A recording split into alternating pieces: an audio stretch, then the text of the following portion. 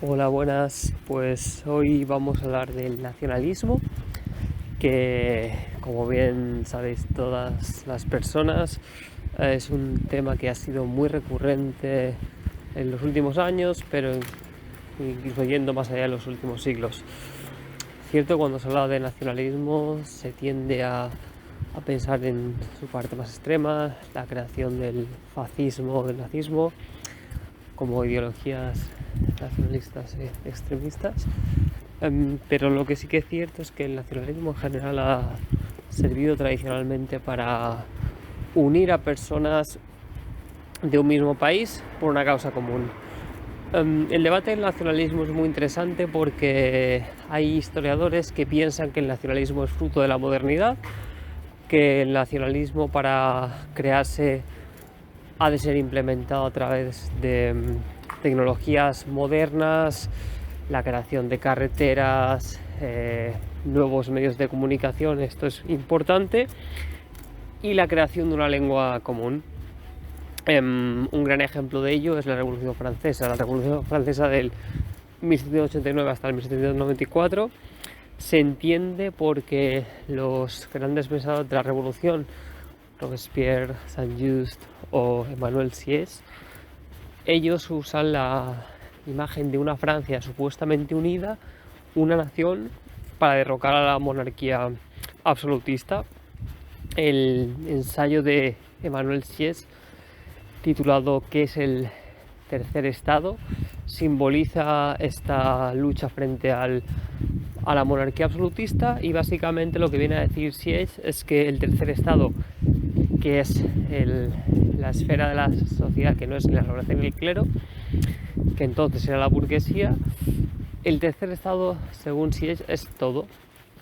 Mientras que Robespierre, por su parte, habla de que los franceses que estaban en París hablan en nombre de toda la nación, porque obviamente debido a los medios de comunicación no tan avanzados de aquel entonces no era sencillo llegar a todas las partes del país galo, y por tanto usó esa baza. La nación es Francia, la nación es París, y por tanto todos nos unimos frente a la monarquía del rey Luis XVI. Esa es una parte.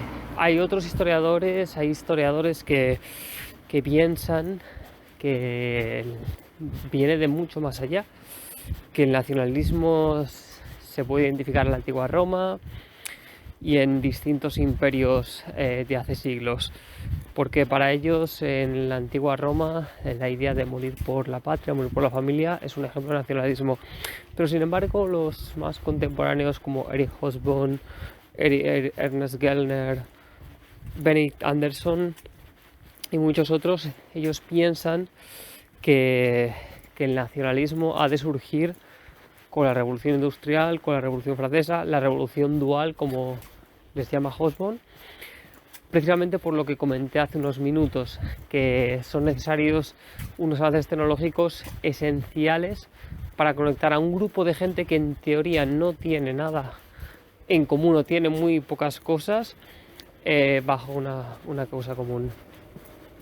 Entonces, en ese sentido, yo personalmente pienso que me uno más a este grupo que se les llama modernistas, en pensar que el nacionalismo es fruto de la modernidad.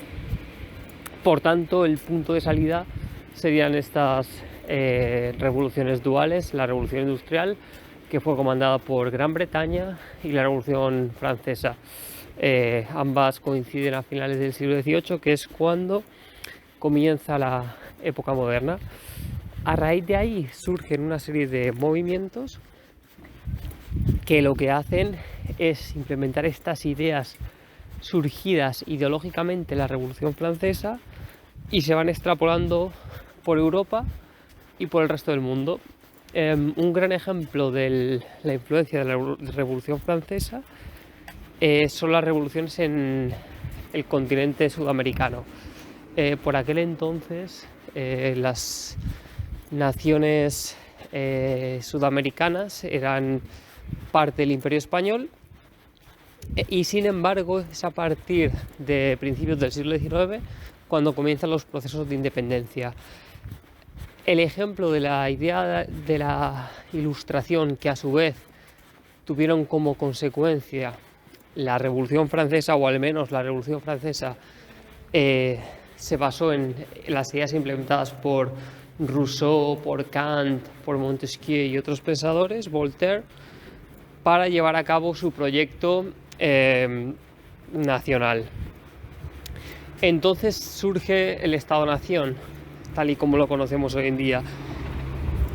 Y por ello, en lo que ahora conocemos como América Latina, comienza un proceso de independencia que se va expandiendo por el continente, y en apenas 20 años todos los países se independizan de España. El caso de América Latina es muy curioso porque es cierto que se utiliza la idea de la nación para separarse de España, pero aquí no se trata de unir a todos los habitantes del país frente a los poderosos, como sí pudieron hacer Robespierre, Saint-Just y el resto de jacobinos. No. Aquí los criollos, que son los que comandan la rebelión, tienen la extraña virtud de verse superiores a los nativos de Sudamérica, pero a la vez se sienten oprimidos por España. Entonces ellos se encuentran en una tierra media, digamos, en un nivel medio, en el que no quieren levantar demasiado las masas porque temen que el poder de las masas luego sea inabordable para ellos. Entonces aquí, en un principio, quieren separarse de España, no lo consiguen hasta que al final han de utilizar a los nativos para poder llevar a cabo sus propósitos, y finalmente, pues liderados por personajes históricos como Simón Bolívar y San Martín, llevan a cabo ese proceso en el que literalmente dicen que a partir de ahora todos los nativos de la zona que ahora se conoce como Perú serán considerados como peruanos. Entonces, esto lo explica muy bien Benedict Anderson en su libro, que se llama Comunidades Imaginadas. Su título ya es de por sí muy interesante y simboliza perfectamente el significado que él quiere dar en su libro, que es básicamente que la nación es una construcción llevada a cabo por los humanos para tener un sentido común, que no se basa en nada empírico, sino que son historias que los seres humanos se cuentan precisamente para tener un lazo común. Pero esto es importante, el hecho de que Benedict Anderson tenga esa hipótesis no quiere decir que la nación no sea importante, todo lo contrario.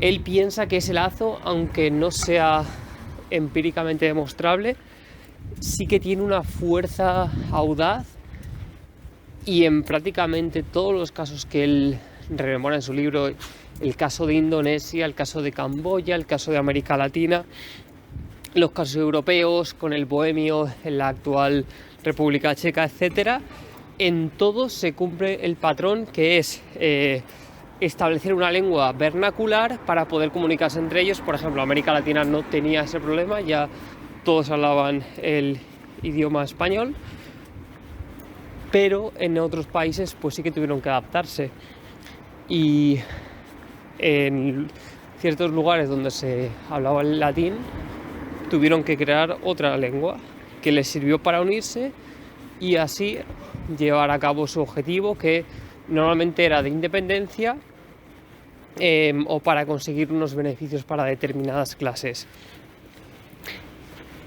Volviendo a Europa, después de las guerras napoleónicas, después de que Napoleón fuese derrotado y se restaurase la monarquía, comienzan a surgir unos movimientos que se llaman los jóvenes europeos.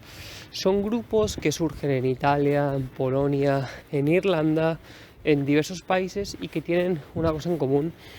Ellos, tras haberse influenciados por los franceses, que tener en cuenta que Napoleón conquistó prácticamente toda Europa, entonces sus ideas fueron expandidas por el continente y por ello se dieron cuenta de que la idea de una nación les podía venir bien para sus luchas personales.